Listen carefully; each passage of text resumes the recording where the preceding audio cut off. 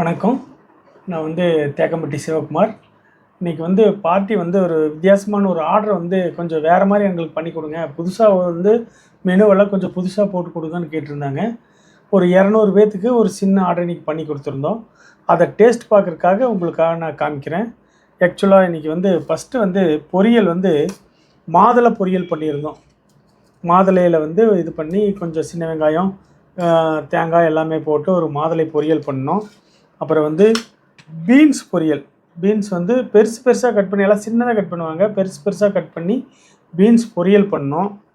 அதுக்கு அடுத்தது வாழைப்பூ கோலா உருண்டை. வாழைப்பூவை நைஸாக கட் பண்ணி ஒரு மட்டன் கோலா உருண்டை, சிக்கன் கோலா உருண்டை பண்ணுற மாதிரி ஒரு வாழைப்பூ கோலா உருண்டை பண்ணியிருந்தோம்.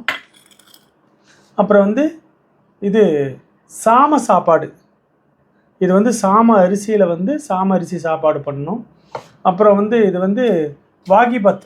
நம்ம கத்திரிக்காய் நம்ம இது பண்ணி சாப்பாடை போட்டு இது பண்ணி வாகிபாத் பண்ணியிருந்தோம். அப்புறம் ப்ரக்கோலி குழம்பு. ப்ரக்கோலி நம்ம ஊட்டியில் விளையக்கூடிய ப்ரக்கோலி போட்டு நம்ம ஒரு ப்ரக்கோலி குழம்பு பண்ணியிருந்தோம். அப்புறம் பானையில் தயிர் பெறையூற்றி வச்சுருந்தோம். பானை கெட்டி தயிர் நல்லா கெட்டியாக இருக்குது. அப்புறம் இது ஒரு தக்காளி ரசம். இது ஃபஸ்ட்டு நம்ம ஒரு சாப்பிட்டு டேஸ்ட் பார்த்துடலாம். நல்லா சுடு சாப்பாட்டில் நம்ம நல்ல பருப்பு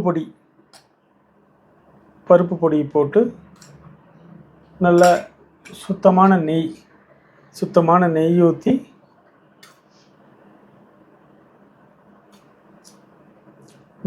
நம்ம பருப்பு பொடி பிசைஞ்சு சாப்பிட்றோம்.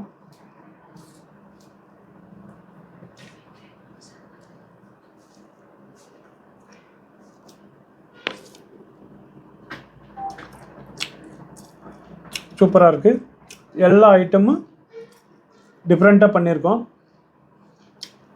பார்ட்டி நம்ம சாப்பிட்டு சொல்லக்கூடிய ஃபீட்பேக்கை நம்ம கமெண்டில் போட்டுருவோம். நன்றி, வணக்கம். ஓகே.